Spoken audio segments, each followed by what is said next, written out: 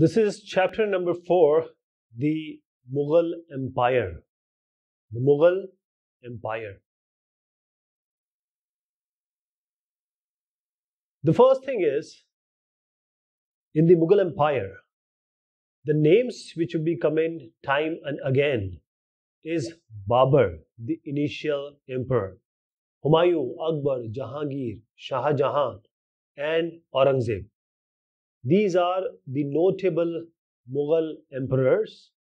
We are going to talk about them individually also.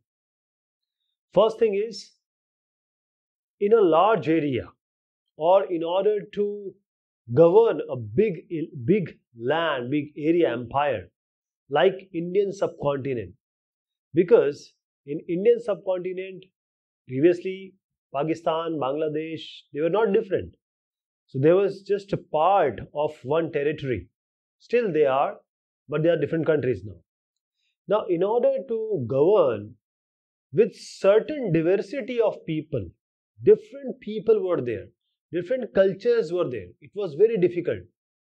Now, Mughals, why we are talking about Mughals, is that huge empire was there, big empire, and different culture, different type of people they dealt with, and they handled them very carefully. So if we talk about the latter part or the end part of the 16th century,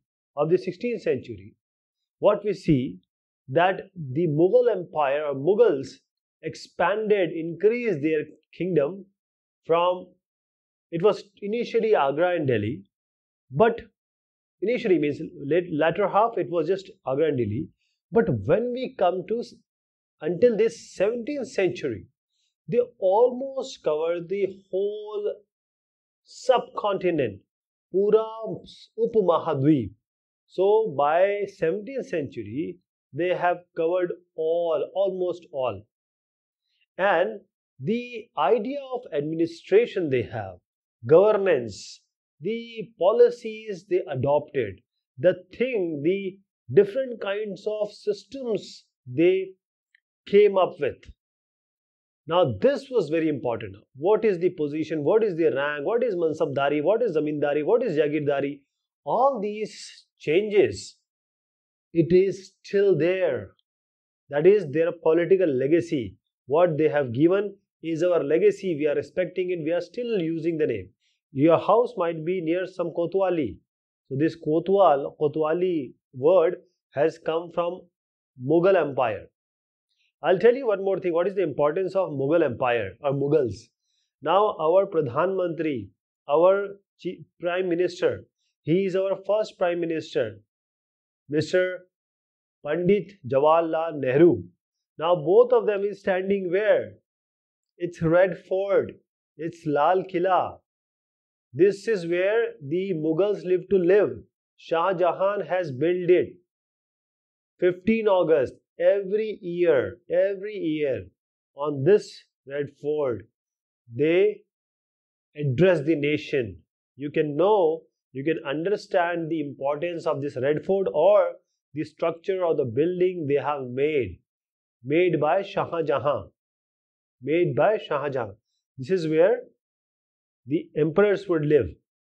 And you can understand that 15 August, the most auspicious day of our country, the Prime Minister addresses from this very place. Now the question comes, who were the Mughals? From where they came? Initially, we start with Babur, Humayun, Akbar, Jahangir, Shah Jahan, Aurangzeb. Now I'll tell you, or I'll write a word, that is Mongol. It's Mongol. And one word is Mughal. We don't go to spelling, but if I want some similarity, you'll say M is there, G is there, L is there. And there is a similarity. Because what? Whosoever has come, the genealogy, their ancestors, their fathers, forefathers, their mothers, foremothers. So the mother side, they are coming from Mongols. Mughals, mother side, they are coming from Mongols. Genghis Khan. So mother is coming from the family of Genghis Khan, Genghis Khan. Okay, and this Mongols, they were ruling Mongol, China, Central Asia part. So this is the mother's genealogy coming from Mongol. Now, this actually Genghis Khan is a name which we know in history. He was a very cruel ruler. Coming to the father side. Now, father side, it comes from Timur. Timur or Taimur as we call it in Hindi. Timur, Taimur. Now, these are the ruler of Ottoman, Iraq, Iran, present day Turkey. So, a kind of, you can say, Ottoman touch is there. So, this is Iran, Iraq, and modern day Turkey. This genealogy has come. Their ancestors, means father's destination. The father is a descendant of all these Iranian, Iraqi, and Turkish. So the Mughals, they would never want that they are from Mongol side, because Genghis Khan, as I said, he was doing Narsanghar. He did massacre. He killed number of people. Mughals always say that we are coming from the father side, not the mother side. Coming from the Ottoman, from the Iran, from the Iraq, from the Turkey, from Timur. Okay, that is how the Uzbeks and Mongol, they don't want themselves to be related with Uzbeks and Mongol. So let me show you a picture. You will understand all of them one by one. A very nice picture. The middle one is the Timur.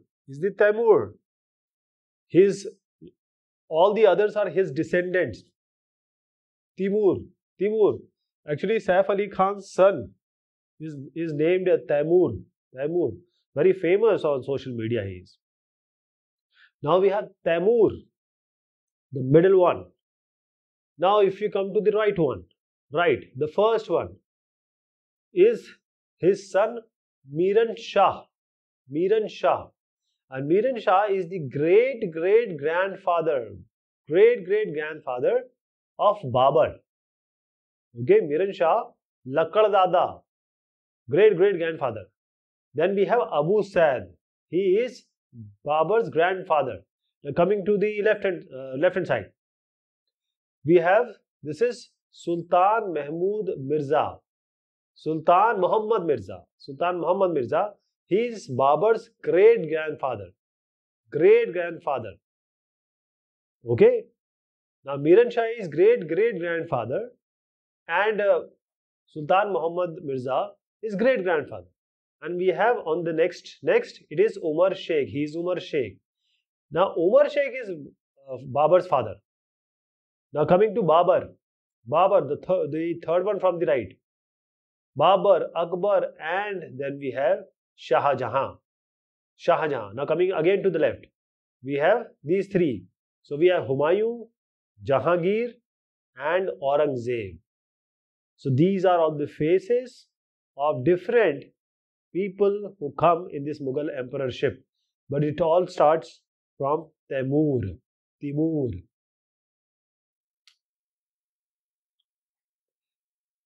Now there are different campaigns, Mughal military campaigns, how it started. It all started with Babur. Now Babur, you can say that he is the first Mughal emperor. So from 1526 to 1530, he was there. Now, first of all, in Farghana, it's a place in Afghanistan, outside one of the place of Afghanistan. Now, he was just 17 years, he was only 12 years old. This is the location I'm showing, Farghana. Now, he was only 12 years old when he was given that opportunity or throne, Sinhasan of Farghana. Now, because of the different invasion again and again by Uzbeks, that is another version of Mongol, now he has to flee. Babur has to flee Farghana. He was ruling Farghana, but he has to leave because of the invasions from Uzbeks. Now he just wandered for years, and finally he captured, seized Kabul in 1504. 1504. He is not coming to India right now. I am saying that before coming to Indian subcontinent, what was happening? So 1526, this is the turning point. He defeated Ibrahim Lodi. He is Ibrahim Lodi. He is, one of the last rulers of Delhi Sultanate. So he lost, Ibrahim Lodi lost to Babur, or Babur defeated Sultan of Delhi, Ibrahim Lodi, at Panipat. And then he captured Delhi and Agra. That is how he entered the core, the center of Indian subcontinent. So all started with Fargana, Babur, 12 years.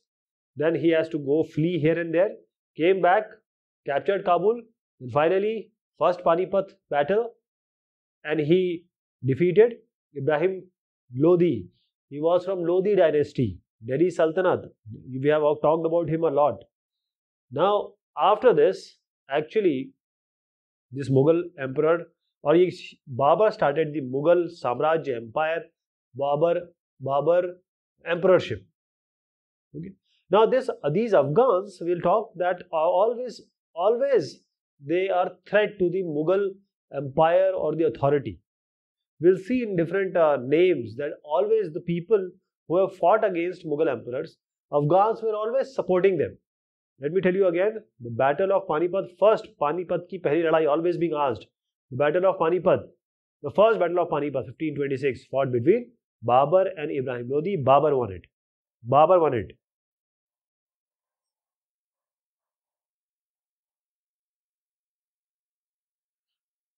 Now we are talking about Mughal emperors. So the first one is Babur. Now Babur, 1526 to 1530, as the Mughal emperor. Now in 1526, he defeated Ibrahim Lodi in Panipat's first battle. Ibrahim Lodi and also the supporters, Afghan supporters. Afghans always created problem from Mughal emperors. Now second one is Rana Sangram Singh Rana Sanga, and in the fight of Khanwa. Khanwa is a Bharatpur district. Is Bharatpur district near of Rajasthan. Khanwa. First Ibrahim Lodi, then Rana Sanga. In 1528, they defeated Rajputs at Chanderi, and this is at the Ashoknagar district of Madhya Pradesh in India, and it is situated at a distance of 127 km from Shivpuri and 37 km from Lalitpur. So 1528. So these are the three dates we have to remember. Okay, Mughal emperor. So the Agra and Delhi, he established the control. Babur. Please remember, Babur. Now he was just 12 years. He was just 12 years when he was ruling. He started ruling Fargana, and he has to run from there because of the invasion from the Uzbeks. One tribe related to Mongols, and then finally he captured Kabul after so many years, and then he defeated after getting Kabul. He entered the subcontinent. Actually, he was in subcontinent, but near part, and finally he defeated Ibrahim Lodi. Humayun. Now Humayun, he started with 1530 to 1540, but there is a gap of 15 years, and then from 1556 to 1556, only 1 year. So this is 15 years of gap, and this has come from Sher Shah Suri. Now Sher Shah Suri, he's also called as Sher Khan. He defeated Humayun 2 times, one at Chausa, one at Kannauj. Now let me tell you before that Humayun actually divided all these inheritance what he got he equally almost. But there was Mirza Kamran. He is the brother of Humayun, and he was again coming with Afghans and revolting, fighting.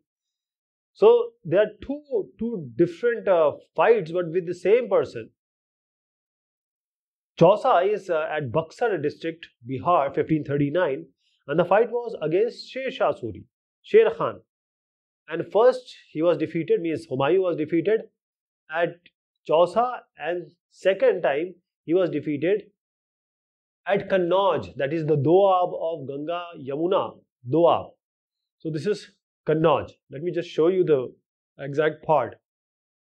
Because in Kannauj, tripartite between Rashtrakoot and Pal and one more dynasty, that is Gurjar Pratihar, took place. Now Humayun has to flee because he lost twice, and then he got help from Safavid Shah of Iran. Safavid Shah of Iran. And this Safavid Shah or Safavid name will come again and again. So now with the help of, he came back 1555, he recaptured the Delhi, but in a library he fell down off the ladder, or you can say the steps, Siniya, and he died. Humayun died, not in a war or a fight. Now this Sher Shah Suri is a big name because he started from a very small place, that is Bihar, very small place. He was a manager of his uncle. And then he fought, he actually, Loha Lena, he took over Mughal emperorship and he defeated Humayun. You can understand that this 15 years he governed, and all the good things, administration, policy he started, Akbar took it later on. Now coming to Akbar the Great. Now Akbar the Great, why we call him Akbar the Great? Because first of all, in just 13 years of age, he became the emperor. And there was a Sangrakshak, there was a, you can say, regent, a person who is a guardian. But in 1550 to 1570, Akbar was ready to rule the empire, and that means previously only regent Bairam Khan would take care, and there was a fight also of Panipat related to the Bairam Khan. But military campaign were lost against the Suris. Then Afghans, other Afghans, and then Malwa and Gondwana, these areas were captured. And there was Mirza Hakim, he was the half brother of Akbar, and he was always revolting against Akbar. And other Uzbeks also were coming. And this Sisodia in 1568, the Sisodia capital of this Chittor, it was captured, seized, and finally 1569 in Ranthambore.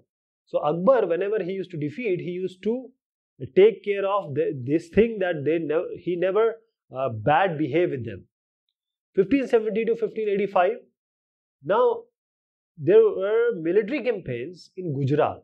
After that, he went to Bihar, Bengal, Odisha, Bihar, Bengal, Odisha, and finally the revolt of Mirza Hakim was in between 1579 to 1580. It was complicating it. Now 1585 to 1605, the expansion again took place, and they took over Kandahar from Safavids. Also Kashmir was taken up, this Kashmir, and then Kabul, because Mirza Hakim died, and then Berar, Khandesh, and parts of Ahmednagar. When they went to the lower part, that is Deccan. Now these are two pictures, one is young Akbar, one is old Akbar. Now here, the Rajkumar, his Rajkumar or his prince was Salim. And this Prince Salim, he was he rebelled against Akbar. And this Salim became the future Mughal emperor called Jahangir. That is happening in the last years of Akbar reign, Akbar Shasankal, Akbar Samrajya. So now Akbar, he started very good, very new policies, religious also and administrative also. Mansabdari, Jagirdari system, all on this Zamindari system. And whenever he used to defeat someone, they would give them autonomy sometimes, and they will never bad behave, no bad behavior. So that is why every other Shasak or chieftains, Sardars, they started respecting Mughals, that is the Akbar. And he also had a religious policy called Sulh-e-Kul.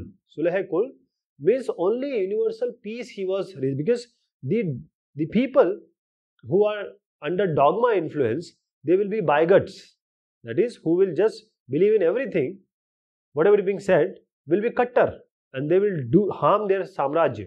So Sulh-e-Kul, universal peace, that is how he is so much respected. Now, one more thing is Abul Fazl. He has written Akbar Nama, and then in that is 3 volumes. The third volume is Ain Akbari. Everything is written there. Now, coming to Jahangir. Now, he actually also propelled Akbar, what Akbar was doing. And the Sisodia ruler of Mewar here, Amar Singh, he also, after a long resistance, he accepted the Mughal service. And there are certain less successful campaigns. Sikhs, Ahoms is actually northeast area. Ahmednagar, they tried, it was less successful. Now, there was also a story along Jahangir. Now, Prince Khurram, who will become Shah Jahan in the later part. Now, he also rebelled against Jahangir. There is one more thing, Noor Jahan. She was previously Mehrun Nisa, wife of Jahangir. So, Mehrun Nisa, after marriage, Noor Jahan she became, and the sikka, the coins were showing that one was of Jahangir name, one was of Noor Jahan name. So that is how the importance of Noor Jahan in the Shasan Kal, in the administration of Jahangir is seen. Now coming to Shah Jahan. Now Shah Jahan, how do we know him? We know him about Taj Mahal. You know, all the tourists which come to India, they will go to Taj Mahal. You know, this is the wonder of the world. Now, this is the area. He continued this Deccan Mughal campaign, and there was an Afghan Abhijat, big person, noble, Khan Jahan Lodi. He rebelled, and he was actually defeated. He was defeated, and then they campaigned against Ahmednagar. The Bundelkhand means Jhansi, Gwalior, not Gwalior, but Mahova part of Bundelkhand, and there was Orchha just near to this, they captured. And in the northwest, they campaigned for Balkh from the Uzbeks. It was unsuccessful, and also they lost Kandahar to Safavids. In 1632, Ahmednagar was finally captured, and Bijapur there was a treaty. So forces sued for a peace. So Bijapur there was a treaty in 1657, 1658, and there were problems in his descendants. That is, one was Akbar, another is Dara Shikoh, and others also. So Aurangzeb finally killed all his brothers. Aurangzeb, the kid of Shah Jahan, Dara Shikoh also, Akbar's brother, but this Aurangzeb brother, Aurangzeb killed everyone. Okay. So this Aurangzeb, we are talking about 1658 to 1707. Unlike Akbar, he is somewhat very rigid and cruel. That's what we understand. So this is the Ahom region. In the northeast, Ahom region was defeated in 1663, but they again rebelled in 1680s against Aurangzeb. This is the northwest part, the Yusufzai and the Sikhs. Against them, it was temporarily successful. They were Aurangzeb and Mughal Empire. But the internal politics, the idea of succession has changed everything. The Rathore Rajputs of Marwar, they also rebelled. The problem was when Akbar was there, whenever he used to defeat, he used to respectfully treat his opponent. But Aurangzeb, whenever he defeat, he insult those people, and he will not give the autonomy or anything land later. Means just to take land, he will not do it. One idea is of great Sardar Shivaji, great Shivaji. Now Shivaji, he was being insulted by Aurangzeb, and then he escaped from Agra and he declared that I am an independent king. And then he had all the campaigns, that is the guerrilla war, that is the Chhapamari Paddhati. He was always fighting against the Aurangzebs and the Mughal Empire. Okay. So Prince Akbar, which is coming after Aurangzeb, he also started rebelling. Okay. From his getting the support from Maratha and Deccan Sultanate. Finally, he has to run to Safavid Iran. Now, when after this Akbar's rebellion, Aurangzeb he sent the armies for Deccan Sultanates. So Bijapur he got in 1685, Golconda in 1687, and from 1698 he actually personally went to this management of this campaign against the Marathas in Deccan, because these Marathas were doing guerrilla warfare, chhapamari paddhati.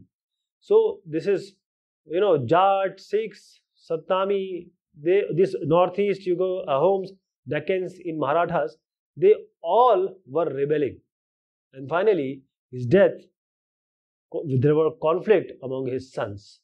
That is how he was the last known one.